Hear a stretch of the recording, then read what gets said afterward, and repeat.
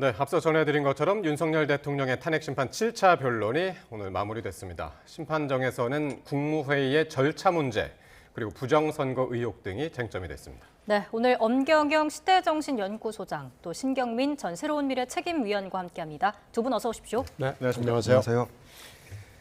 자, 오늘 헌재 변론에서는 우선 비상계엄 전 국무회의가 절차적으로 적법했는지가 쟁점이 됐습니다. 증인으로 출석한 이상민 전 행안부 장관은 당시 상황을 이렇게 증언했습니다. 들어보시겠습니다.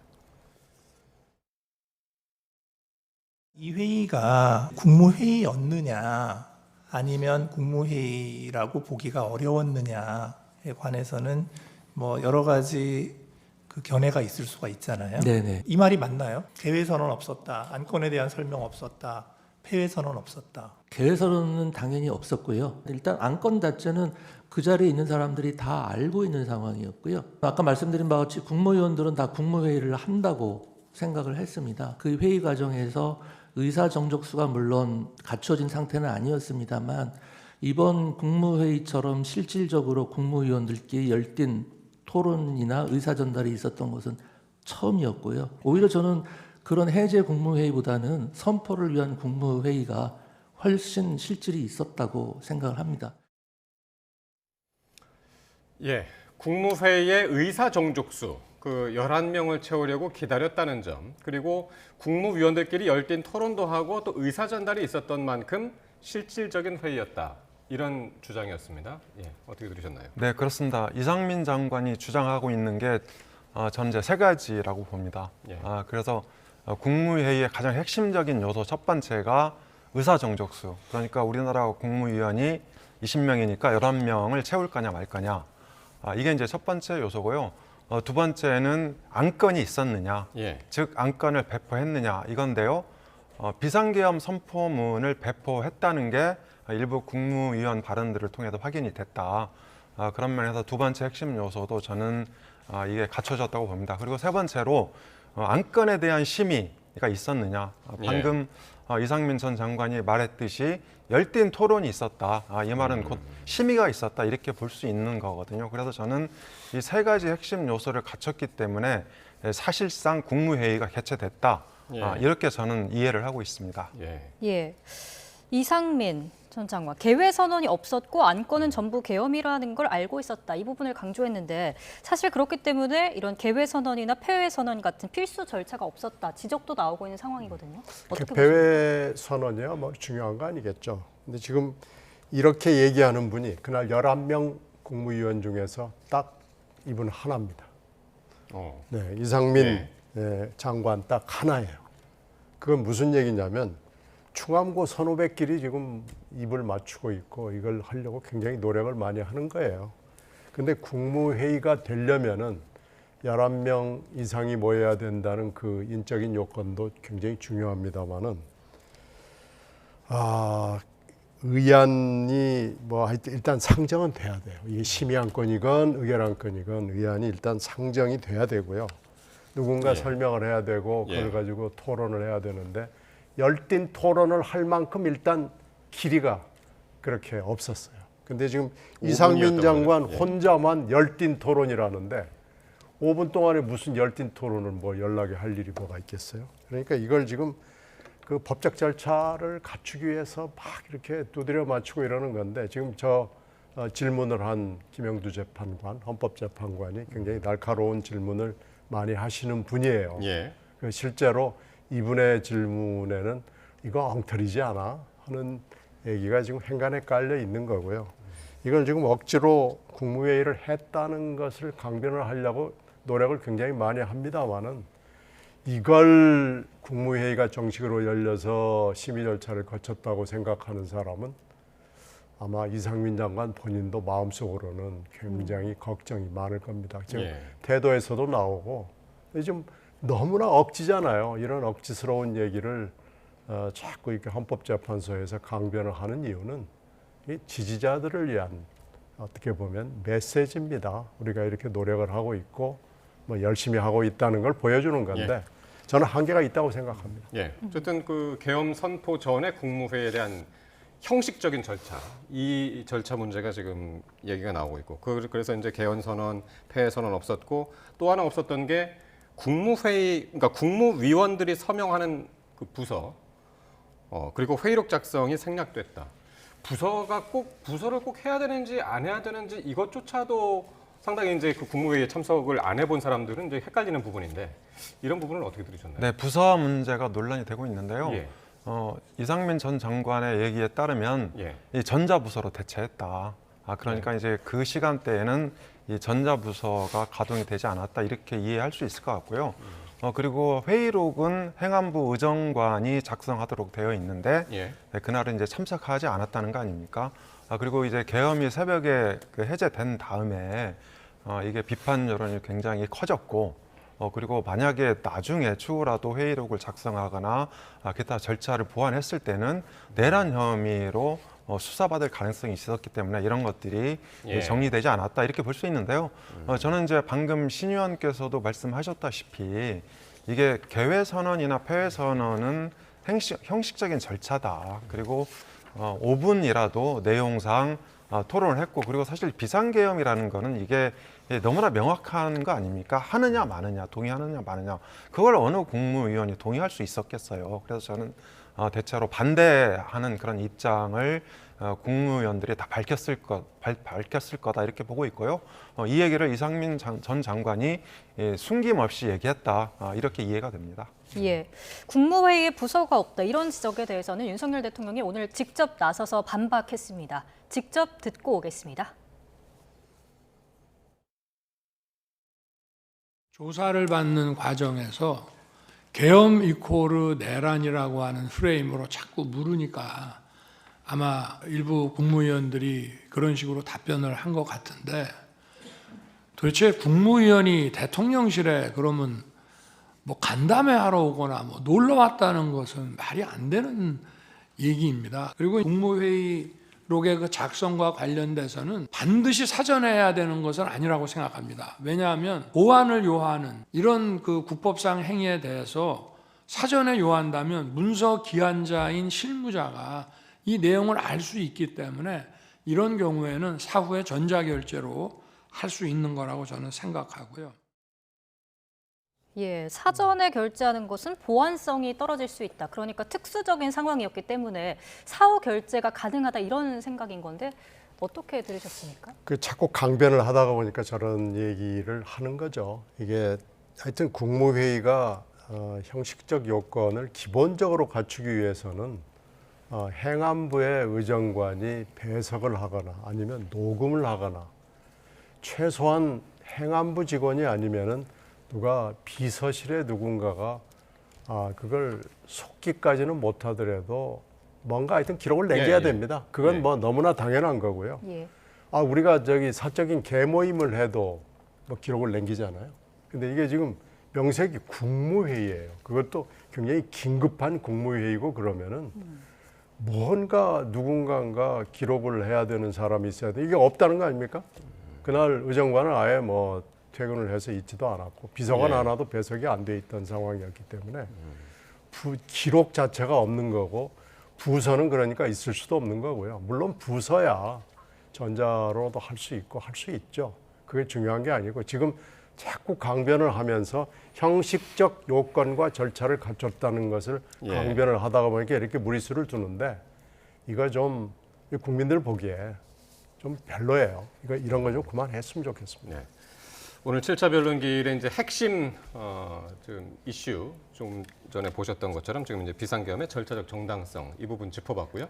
오늘 또 하나 이슈가 이상민 전 장관이 이 비상계엄 당일날 특정 언론사에 대한 단전 단수를 지시했는가 이 부분에 대한 의혹이었는데 여기에 대해서는 어떻게 이야기했는지 한번 들어보시겠습니다. 대통령이나 국방부 장관으로부터 언론사 등 특정 건물에 대한 단수에 대한 조치를 구두로라도 지시받은 적 있습니까? 전혀 없습니다. 그런데 언론을 보면 증인께서 소방청장에게 몇 군데 단수를 지시했다는 이야기가 계속 나오는데 소방청장과 통화는 하셨죠? 통화했습니다. 왜 통화하신 거고 어떤 이야기 했는지 말씀해 주실 수 있습니까? 조금 설명이 필요한데요. 제가 대통령실에서 종이 쪽지 몇 개를 좀 멀리서 이렇게 본 게 있습니다. 그런데 그 쪽지 중에는 소방청 단전 단수 이런 내용이 적혀져 있었습니다. 소방청장에게 전화하면서도 그런 것들을 물어본 다음에 아까 그 쪽지가 생각이 또 나고 걱정이 돼서 만일의 경우를 대비해서 국민의 안전에 대해서 최우선적으로 그리고 꼼꼼히 챙겨달라라는 취지에 당부를 한 거고, 뭐 언론이나 이런 데서 일부 보도되는 것처럼 제가 소방청장에게 단전 단수를 지시한 것이 아닙니다. 네, 일단 단전 단수 지시도 못 받았고 내가 지시하지도 않았다. 근데 쪽지는 봤다. 어떻게 들으셨나요? 네, 저는 언론사 단전 단수는 예, 상당 부분 부풀려져 있다. 코미디에 가깝다 이렇게 생각을 하는데요. 예, 지금 단전 단수 언론사로 나오는 데가 JTBC, MBC 그리고 한겨레 경향신문, 여론조사 꽃 5군데 아닙니까? 네. 그런데 실제로 이제 군이 배치된 데는 김어준 유튜브 한 군데죠. 여론조사 꽃도 아니고 이렇게 돼 있는데요. 사실 이상민 전 장관 입장에서는 그러니까 그 매뉴얼에 예를 들어서 비상계엄 선포문이라든지 그런 각종 문건에 매뉴얼에 그런 그러니까 구절이 있었을 수도 있다고 봅니다. 그런데 이상민 장관 입장에서는 이 경찰이나 소방청에 직접 지휘권을 행사할 수 있는 위치가 아니거든요. 그래서 저는 이 전화 통화하는 과정에서 예. 이런 것이 다소 부풀려지게 단전 단수로 특정해서 언론에 나간 게 아닌가 그렇게 보고 있고요. 대한민국 언론이 수백 개인데 4군데 단전 단수해서 뭘 어떻게 하는 거죠? 저는 이거는 정말 그 본질을 벗어난 논란이다 이렇게 보고 있습니다. 예, 사실 지금 소방청장과 진술이 배치되는 부분이라서 더 검토가 필요한 거거든요. 소방청장은 지금 현재 어떠한 수사의 피의자로 입건되지도 않은 상황입니다. 이상민 전 장관의 말이 맞다면 뭐 소방청장이 국회까지 나와서 이렇게 거짓 진술한 동기가 있을까? 이 부분에 대해서 지적이 나오거든요. 글쎄요, 소방청장 얘기를 온 국민이 국회에서 증언하는 걸 똑똑히 봤는데 이건 아마 증인이지만 증인 선서하고 했을 거예요. 그래서 이거 소방청장 거짓말했으면은 이건 아마 좀 처벌이 불가피할 거고요. 이건 조직 위계상으로 봤을 때 엄청난 거짓말이 될 거기 때문에 소방청장이 이런 거짓말을 했을 것을 일단 생각이 되진 않아요. 예. 일단 신뢰가 소방청장한테 먼저 가고요. 일단 이상민 장관 오늘 헌재 증언을 보면은 원탁 여기 녹음에는 안 나왔습니다만은 원탁에 있는 걸 봤다는 거예요. 대통령실에 책상에 있는 게 아니고 원탁에 이쪽에 예. 따로 있는 원탁에서 봤다는 건데 이 장관이 그렇게 눈이 좋을까요? 응? 멀리서 원탁에 봤다고 이렇게 했습니다. 멀리서 있는 것을 그것도 이렇게 몇 개 메모가 써 있는 걸 멀리서 봤다? 예, 이상민 장관 저는 좀 정직하지도 않고 용기도 없고 이게 좀 저는 이 공인으로서 여러 가지 자질이 좀 부족한 것 같고요. 그리고 단전 단수는 예. 소방 당국의 일도 아니에요. 그 얘기도 했습니다. 아니, 누구 이상민 장관이. 일인지도 지금 모르고 그걸 써놓은 사람이 분명히 누군가 있을 테니까 누가 썼는지 모르잖아요. 대통령이 쓴 건지 아니면 어느 누구 장관인지 비서관이 예. 썼는지 모르지만 누가 단전 단수의 당국자인지도 모르고 요건도 모르고 계엄을 하면서 단전 단수? 저는 계엄을 직접 겪어본 사람입니다. 근데 그 언론사에 군이 진주를 해요. 예. 편집국에 들어가요. 보도국에 들어가서 자 동작 그만. 그리고 편집국하고 보도국을 군인들이 인수를 합니다. 자 지금부터 우리들이 승인하지 않는 것 군 관계자가 그렇게 얘기합니다. 예. 우리들이 승인하지 않는 원고는 프린트가 되거나 방송에 나갈 수 없습니다. 그래서 한쪽에 아예 주재를 해요. 그러는 거예요. 그런 계엄 상황에서도 예. 단전 단수를 하지는 않았습니다. 우리가 계엄이 몇 차례 있었는데 언론사에 들어갔죠. 군인들이 들어갔고 예. 별짓 다 했죠. 그런데도 불구하고 단전 단수를 하지는 않았어요. 그러니까 이게 얼마나 유치한 발상이고 이 계엄이 뭔지도 잘 모르는 걸 지금 한 겁니다. 예. 그리고 언론사 대상을 보세요. 이게 얼마나 마음이 좁습니까? 이래 가지고는 국가 통치자 리더십이 없는 것을 여실히 보여주는 거고요. 이상민 장관이 오늘 헌재에서 보여준 것은 이상민 장관의 자질 문제를 유감없이 보여준 걸로 보입니다. 그러니까 이상민 장관이 쪽지를 본 것, 그러니까 받진 않았지만 봤다. 멀리서 봤는데 상당히 구체적으로 진술을 했습니다. 지금 말씀하신 것처럼 종이 쪽지 몇 개를 멀리서 봤는데 그 쪽지 중에 소방청 단전 단수 이런 내용이 적혀 있었다 그러면서 머릿말에는 소방청장이라는 단어가 있었고 그 언론사들이 나열돼 있었고 그러면서 문제 제기한 게 지금 말씀하신 것처럼 단전 단수는 한전하고 수도 사업소 담당인데 왜 소방청이 개입되는지 이상했다. 아니 이 장관이 그렇게 눈이 좋아요? 그러니까 그렇게 굉장히 네. 구체적으로 진술을 했단 그렇게 말이에요. 시력이 좋아요? 네, 이제 구체적으로 그렇게 말씀을 했는데요. 예. 예. 이제 문제는 소방청장도 계속 추궁을 하니까 예. 단전 단수의 뉘앙스로 받아들였다. 나중에 이제 이렇게 발언을 교정했잖아요. 그래서 저는 이상민 전 장관이 정확하게 단전 단수를 지시했다고 보기는 어렵습니다. 왜냐하면 말씀하신 대로 이상민 전 장관이 단전 단수의 주체가 누군지 모르겠습니까? 저는 이제 그런 차원은 아닌 것 같고요. 이 단전 단수 문제가 이렇게 논란이 된 것은 해당 언론사가 이거를 이슈로 키운 거다. 근데 사실 그날 그 12.3 계엄 그날 그 저녁에 보면요. 우리 YTN도 마찬가지인데 그 심야에 간부들이 다 출근을 합니다. 네. 다 출근을 해서 계엄군이 언제 오는지 기다렸어요. 그런데 전화도 안 오고. 그래서 그러다가 이제 해제가 돼서 밤늦게 다시 집으로 돌아간 거 아닙니까?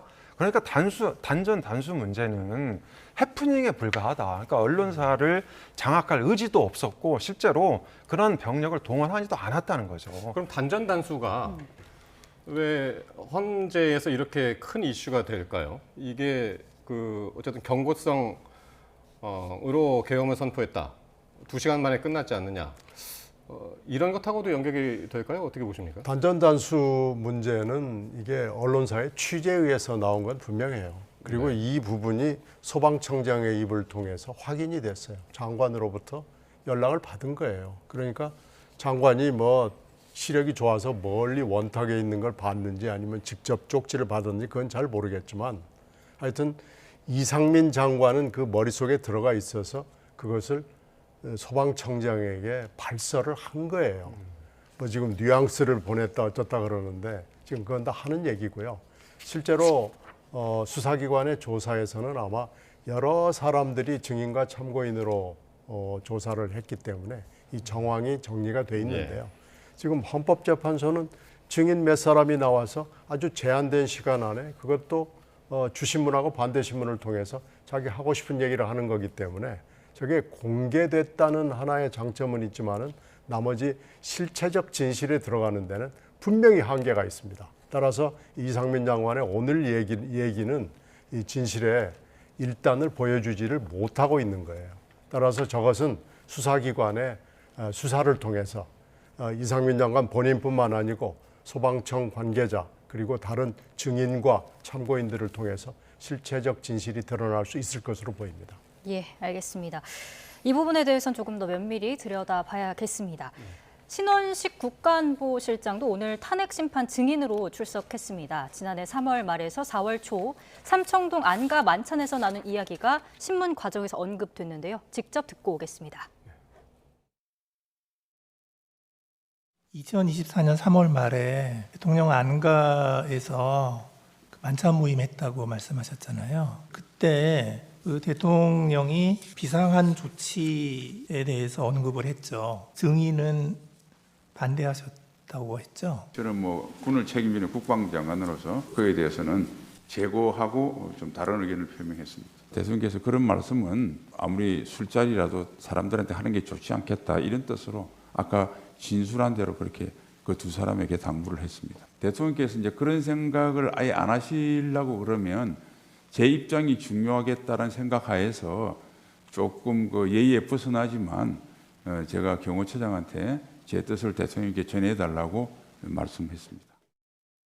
윤석열 대통령의 비상한 조치 언급이 있었다. 그런 취지의 말씀이 있었다. 이렇게 증언을 한 겁니다. 이게 사실상 군 개입을 의도한 것 아니냐. 이런 의심도 나오는 상황이거든요. 네, 3월 말이면요. 총선이 막바지를 향해 치닫던 시기였습니다. 그런데 3월 중순에서 말까지는 그나마 국민의힘 그 분위기가 좋았어요. 총선에서 상당히 선전을 할 수도 있었다. 이제 이런 이제 분위기였고, 그리고 4월 말 뭐 조국 혁신당이 상당히 되고 이러면서 그 이제 분위기가 조금 달라졌는데요. 예. 저는 이때만 하더라도 신원식 안보실장이 이 비상한 조치에 대해서 정확히 비상계엄이다 이런 인식을 하지 못했던 것 같아요. 그래서 다만 계엄일 수도 있겠다. 요 정도 예. 인식하지 않았을까. 그래서 본인이 이제 뭐 윤 대통령한테 직접 얘기한 것도 아니고 예. 경호처장한테 얘기해서 비상계엄은 안 된다 이렇게 말을 좀 전해달라 이런 이제 증언이 나온 거 아닙니까? 그래서 저는 그때만 해도 윤 대통령도 아이디어 차원에서 그런 생각을 했지 않았을까. 예. 그리고 이제 주변에서는 비상계엄 선포까지 갈 거라고는 전혀 예측하지 못했다. 그렇게 해석을 하고 있습니다. 예. 그러니까 비상계엄이라고는 뭐 직접적으로 이야기를 안 했고 비상계엄이 뭐 그 자리에서도 이제 그런 얘기를 안 했겠습니다만은 일단 군 개입과 관련해서 군 개입은 적절치 않다고 생각을 했고 해결책으로 유용하지 않다라는 입장을 이제 전했다고 하면 이걸 어떻게 받아들였을까요? 그때 그 분위기를 그러면. 국방장관한테 비상한 조치라고 그러면은 군 얘기지 뭐 다른 얘기겠어요? 뭐 다른 장관한테 비상한 조치라고 그러면은 다른 얘기겠습니다만은 어쨌든 그때 참석자들이 네. 김용현 당시에 이제 경호처장, 그렇죠. 예, 그리고 조태용 국정원장, 네. 그리고 이제 여인영 방첩사령관, 그리고 이제 그렇죠. 이상민 장관, 아니, 신원식 예. 당시 국방부 장관. 이렇게 되면은 군이라는 뉘앙스가 굉장히 강한 거고요. 비상한 조치라는 것이 군을 동원한 비상한 조치라는 걸로 해석이 가능하고요. 3말 4초면은 사실 그때 저도 총선에서 왔다 갔다 지원 요새 다니고 이럴 때인데 그때 여당한테 별로 유리하지 않았습니다. 그래서 대패까지는 모르지만 승리하기는 좀 어렵다라는 그때 의료 문제가 한창 불거졌을 때. 그렇죠. 그래서 그 당시에 그 호주 대사 이종섭 장관 문제가 아주 치명적이었고요. 예. 그 뭐 때 마늘 대파 문제도 있었고 의료 대란도 아주 심각했고 이래서 이런 여당의 카드를 가지고는 이거 선거는 이번 선거는 물 건너갔다라는 분위기가 있었고요. 사실 대통령 측은 선거가 진다는 것이 어떤 의미를 갖는다는 것을 사실은 별로 그렇게 심각하게 못 느꼈을 거예요. 그러나 정치를 좀 아는 사람들은 이번 총선에서 패할 경우 이건 어떻게 흘러갈 거다라는 건 대충 짐작을 하고 있었거든요. 근데 이렇게 따져보면 비상한 조치라는 말로 봤을 때 대통령은 이미 선거 전후해가지고 상당히 심각하게 뭔가 확 쓸어버릴 것을 생각을 하고 있었다는 것이 드러나는 거거든요. 오늘 예. 신원식 당시 국가안보 당시는 장관이었죠. 예. 그 실장의 이 얘기로 이게 비상계엄의 싹은 이미 상당히 오래전에 뿌려졌다라는 것이 나온 거고요. 여기서 신원식 장관이 반대를 함으로써 결국은 장관이 경질되는 이 이유가 됐구나라는 것까지 오늘 증언에서 사실은 확인이 된 겁니다. 예. 다만 뭐 자신이 계엄에 반대를 했기 때문에 말씀을 해주셨습니다만 국방부 장관에서 경질됐다 이런 의혹에 대해서는 부인했죠. 네, 이 경질 이유에 대해서는 뭐 대통령이 직접 밝히는 게 가장 정확할 것 같고요. 저는 이제 이게 신원식 안보실장뿐만 아니고 그날 국무회의에 참석했던 이 국무위원들 100%가 다 비상계엄에 반대했다는 입장을 밝혔습니다. 뭐 심지어 이제 그 들어 누워서 뭐 막으려고도 했다, 뭐 이런 이제 사람들도 있고 그런 상황이라서 이게 무슨 의도를 갖고 반대했다 이렇게 말하는 것 같지는 않고요. 다만 이제 모든 국무위원들이 반대했음에도 불구하고 이제 윤 대통령이 비상계엄을 밀어붙였다 이런 예. 거는 좀 팩트로 확인이 됐다. 다만 이것이 좀 우발적으로 실행이 된 거 아닌가. 그러면서 우리가 조금 전에 단전 단수 문제도 이제 꺼냈고 뭐 기타 그 국무회의 문제도 짚었지만 이렇게 기타 준비가 좀 안 된 상황에서 예. 어설프게 계엄이 실행이 됐다. 그러면서 2시간 후에 바로 해제가 됐다. 이런 이제 사실을 확인할 수 있는 거죠. 예. 그러니까 비상계엄과 관련해서 정치권의 타임라인을 조금만 짚어보면은 작년 8월에 김민석 의원하고 김병주 의원이 비상계엄 관련해 가지고 이제 문제 제기를 했던 게 이제 8월이었고요. 그리고 신원식 장관이 교체된 게 김용현 장관으로 교체된 게 이제 9월이었고, 그리고 이제 석 달 뒤에 이제 비상계엄이 이제 선포가 되는 그런 상황이었는데, 어쨌든 오늘 신 실장은 국방부 장관에서 경질됐다는 의혹은 부인했고요. 이것 때문에 경질됐다는 부분에 대해서는. 예. 자, 그리고 비상계엄 선포하고 해제 과정에서 국회에서 이제 해제 의결이 된 뒤에 대통령을 이제 찾았다는 거 아닙니까? 그 신원식 실장이 그렇죠. 찾았는데 오늘 그 얘기 나왔죠. 예. 근데 합참에 가 있었다. 네. 그 이야기는 어떻게 들으셨습니까?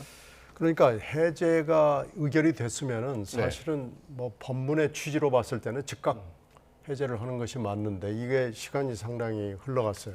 그리고 대통령 본인은 대통령 사무실에 있지 않고 합참에 가 있었고, 이게 이제 제2의 계엄을 하려고 획책했다는 의혹에 대한 방증입니다. 그래서 이 부분에 대해서 지금 확실한 얘기는 안 나옵니다만은 왜 대통령이 해제를 해야 될 시간에 그 시간에 그 자리에 위치하고 있었느냐, 합참에 가 있었느냐라는 것은 계속해서 의혹으로 남는 부분인데, 대통령은 오늘 물론 부인하죠. 국회법을 봤다고. 네, 물론 부인하고 예. 있는, 국회법을 본 것이 이해가 좀 되질 않아요. 국회법을 보나 안 보나 바로 이건 뭐 해제하게 돼 있거든요. 그리고 그걸 알기 때문에 150명 얘기도 계속해서 나왔던 거고 그러기 때문에 예. 이거 뭔가 다른 생각, 뭔가 좀 이걸 연장하거나 다른 제2의 사태를 한번 해볼까라는 것을 연구하고 서로 궁리를 하기 위해서 그런 게 있었던 게 아닌가라는 게 오늘 사실은 좀 여러 가지 방증이 드러난 거 아닌가 싶습니다. 참고로 오늘 윤 대통령은 이렇게 이야기를 했습니다. 합참 지하에 이제 결심지원실이라는 곳에 이제 머물렀었는데, 그때 20-30분간 머물면서 국회법을 봤는데, 계엄을 해제해야 하는데 문안을 어떻게 만들어야 하나 해서 국회법을 봤다, 이제 그렇게 이야기를 했거든요. 예. 부장님 어떻게 들으셨나요? 말씀하신 결심 지원실, 합참의 결심 지원실이요, 대통령실 지하에 있는 펑커입니다. 그래서 대통령실하고 공간이 이제 다르긴 하지만 거의 한 건물 내에 있다. 이렇게 이제 보시면 되니까 대통령실을 이탈한 건 아니죠. 그래서 저는 뭐 큰 틀에서는 대통령실에서 업무를 보고 있었다, 이렇게 해석이 되고 있고요. 다만 이제 윤 대통령도 계엄이 급박하게 해제가 되면서 굉장히 이제 당황스러워했을 가능성이 저는 있다고 봅니다. 그래서 그런 문제에 대해서 어떻게 계엄 문제를 수습할 건지 뭐 핵심 이제 그 측근들하고 논의했을 가능성은 있다고 봅니다. 그런데 이것이 이제 어떻게 그 제2계엄을 획책한 것으로 나타날 수 있느냐, 이렇게 이제 자꾸 그 일각에서 말씀하시는데 그것은 저는 이제 억측이라고 생각을 합니다. 그러니까 왜냐하면 이제 법령에 국회법에 이제 지체 없이 그렇습니다. 지체 없이 그러니까 그렇게 하도록 되어 있고, 또 만약에 계엄을 해제하지 않으면 계엄 상태가 유지되는 걸로 예전에 이제 대법에서 판결이 나온 적도 있고 그렇습니다. 그런데 어쨌든 그 대통령은 이제 그 순식간에 일어난 그런 상황에 대해서 굉장히 이제 당황스러워하면서 수습책을 논의했을 가능성이 있다. 저는 그렇게 보고 있습니다. 대통령이 정말로 거기서 깨끗해야 된다면은 바로 올라와야죠. 올라와서 계엄 해제 문안도 비서관들하고 해야죠. 비서관들하고 상의를 해서, 그게 뭐 이렇게 복잡한 일도 아니고요. 바로 하면 되거든요. 근데 거기서 왜 합참에 앉아가지고, 그 오해를 받기 딱 좋은 거예요. 그 오해인지 뭐 진해인지 잘 모르겠습니다만은 왜 합참에 앉아가지고 그것을 군인들하고 같이 상의를 합니까? 대통령이 진짜 대통령다우려면 그때는 올라와야죠. 올라와서 비서관들하고 빨리 계엄 해제를 할 수 있도록 조치를 취하고 문안도 만들어라. 문안 별거 없잖아요. 바로 그냥 이러이러한 이유로 해제한다 그러면 되는 거니까요. 근데 그런 점에서는 대통령이 오해받을 짓을 했고 진짜 진위가 뭐였는지 좀 이상해요. 이건 참 이상한 일이 계속해서 대통령이 스스로 한 거예요. 그래서 그 부분에 대해서 나는 그런 의도가 아니었다라고만 하지 말고 그건 분명하게 선을 좀 그어줄 필요가 있습니다. 예. 계엄 해제까지 3시간 정도 넘게 시간이 소요된 이유 한번 짚어봤고요. 또 하나의 대통령의 주장이 중국이 지금 하이브리드 전쟁을 일으킬 위험성이 커지고 또 부정선거에 관여할 수 있는데 야당이 이에 협조하지 않아서 비상계엄이 불가피했다. 이런 주장을 또 펼쳤거든요. 네. 그러니까 당시는 이제 선거가 없었기 때문에 중국이 즉각적으로 선거에 개입할 그런 상황은 아니었죠. 다만 12.3 계엄 선포 당시가 미국에서 이제 트럼프 대통령이 당선된 다음에 취임하기 전 글로벌 안보 공백 시기였다. 이런 이제 측면이 있는 것 같고요. 예. 그리고 당시 11월에 이게 국정원을 이제 중국 관광객이 무단으로 촬영하다가 체포된 적이 있고요. 그 뭐 작년 11월이요. 그리고 이제 또 12월에 이 드론을 띄워서 역시 중국 관광객이 이 제주 공항을 불법적으로 촬영하다 이제 그 당국에 적발된 적도 있죠. 예. 그리고 사실 중국의 뭐 선거 개입은 미국 트럼프도 여러 차례 주장한 바도 있고 또 대한민국 선거에서도 가짜 뉴스에 대한 여론전, 사이버전을 한다든지 예. 이런 것들이 이제 종종 뭐 보고가 되고 있는 그런 상황이었죠. 그래서 저는 그런 어떤 그 안보 공백이 발생할 수 있는 그런 글로벌 그 위기 시기였다. 그리고 또 이제 뭐 북한의 어떤 도발이 예상될 수도 있었고 예. 그런 것이 하나의 뭐 큰 이유는 아니지만 작은 이유가 될 수 있었다고 생각합니다. 오늘 이제 4명의 증인 중에서 이제 뒤에 2분이 이제 그 부정선거 관련해서 이제 증인으로 나왔는데 백종욱 전 국정원 3차장은 2013년 10월에 중앙선관위 보안점검 당시 이제 국정원에서 이제 관련 업무를 담당하고 있었고 4번째 증인이 김용빈 중앙선관위 사무총장이었는데 이 부정선거 주장과는 확실히 그 부정선거는 없었다라고 이제 주장을 하는 상반된 두 분이 이제 나와서 증언을 했는데요. 예, 어떻게 보셨나요? 이 결론은 이미 사실 나와 있는 거죠. 지금 국정원이 선거관리위원회 그 컴퓨터 시스템을 들여다본 건 뭐 이미 우리들이 다 알고 있고 그 결론도 브리핑이 다 돼 있어서 뭐 온 국민들이 다 아는 거 아닙니까? 그런데 그 시스템에 문제가 있는 거하고 부정선거가 있는 거하고는 그건 두 개는 다른 겁니다. 근데 문제는 그 컴퓨터 시스템, 전산 시스템에 문제가 있는 것은 이미 지적을 받았어요. 예. 그래서 그 부분을 그럼 어떻게 교정을 하고 보완을 해야 되느냐라는 문제에 대해서 논의는 뭐 지금도 진행이 되고 있고 한참 진행이 돼 있었기 때문에 예. 이건 해야 되는데 하여튼 흠결은 분명히 있었지만 그럼에도 불구하고 부정선거가 있다는 증거는 찾아내지 못했거든요. 예. 근데 이걸 가지고 지금 내가 직접 지시를 해서 대통령이 선관위를 가보라고 그랬다라고 지금 이것을 계엄의 명분으로 삼고 부정선거가 지금도 있었다고 의심을 하고 이러면은 이건 극우 유튜버들하고 대통령이 다를 게 없습니다. 예. 그러니까 선관위 보안점검을 했던 백종욱 3차장도 부정선거 관련해서 질문을 하니까 그건 잘 모르겠고. 아니 그건 이미 결론이 난 거예요. 예. 부정선거의 증거는 못 찾았다는 거고 예. 선관위 사무총장도 부정선거의 증거는 없다는 예. 거거든요. 그렇게 그러니까 부정선거 그러면- 관련 부분은 점검하지 않았기 때문에 부정선거와 같이 보면 안 된다. 아니 그러니까 그렇게 그거하고 이야기했어요. 예. 그거하고는 다른 거예요. 분명히 예. 전산 시스템에 문제는 있는 겁니다. 그 흠결은 고쳐야죠. 그리고 업그레이드 해야 되고 문제가 있다 그러면은 교체를 하든지 그건 해야죠. 그리고 이걸 맡은 사람이 중앙선관위 사무총장이고 대통령하고 대학교 동기생이라는 거 아니에요? 예. 그러면 이 사람 말에 신빙성이 가는 게 맞고 그럼 똑바로 해라. 이것을 반드시 해라라고 하면 되는 거지. 그러면 계엄으로 우리가 한번 해보자. 이건 대통령이 할 일이 아니죠. 네, 알겠습니다. 마지막으로 국민의힘 권성동 원내대표가 오늘 국회 교섭단체 대표 연설에 나섰습니다. 어떤 메시지를 던졌는지 직접 듣고 대담 이어가겠습니다. 지난 12.3 비상계엄 선포는 21세기 대한민국에서 납득할 수 없는 조치였습니다.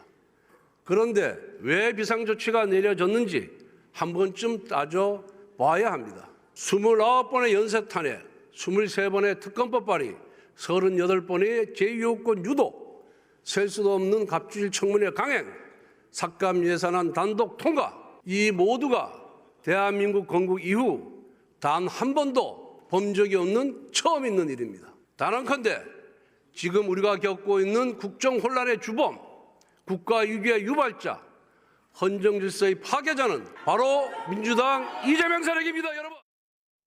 예, 권성동 원내대표. 오늘 헌정질서 파괴자는 이재명 세력입니다라고 외치면서 미소를 띠기도 했고요. 결국 이재명 대표와 민주당의 의회 독재가 이 국정 혼란을 부추겼다. 이런 취지의 발언이었는데 어떻게 들으셨습니까? 네, 권성동 원내대표가 이재명 대표하고 민주당을 한 40여 회 이상 거론하면서 이제 맹공격을 퍼붓는데요. 예.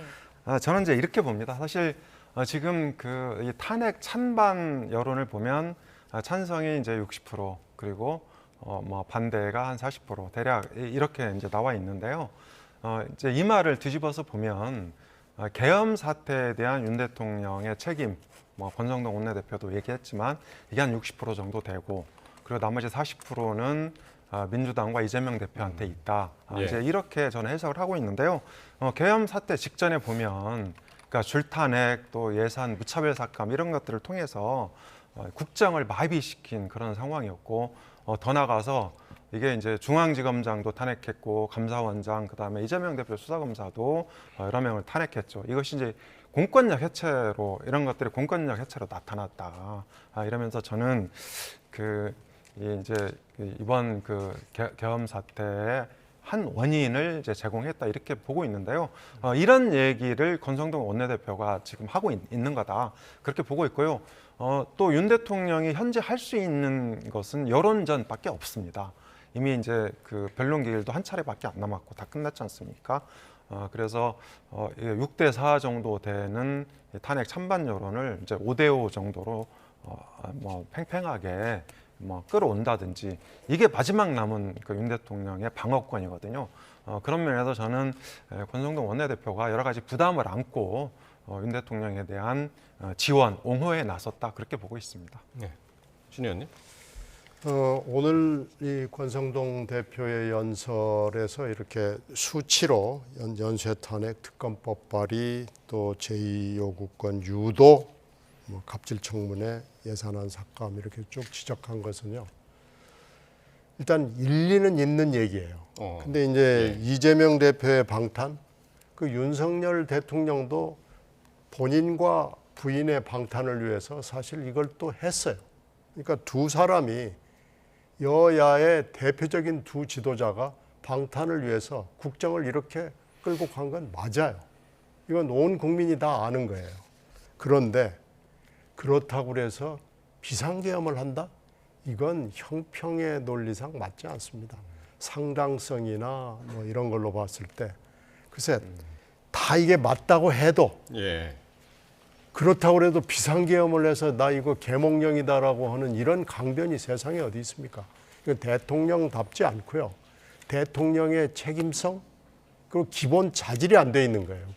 여기에서 사실은 윤석열 대통령은 할 말이 없습니다. 이건 책임을 지고 이거 뭐 지금 탄핵 심판에 가가지고 열심히 얘기를 하고 이러는데 이런 모습을 보여주고 자기의 사령관들하고 말다툼을 하고 네 책임이니 내 책임이니 이런 비겁한 모습을 보여주는 대통령 모습은 정말 비루합니다. 이럴 때가 아니고요.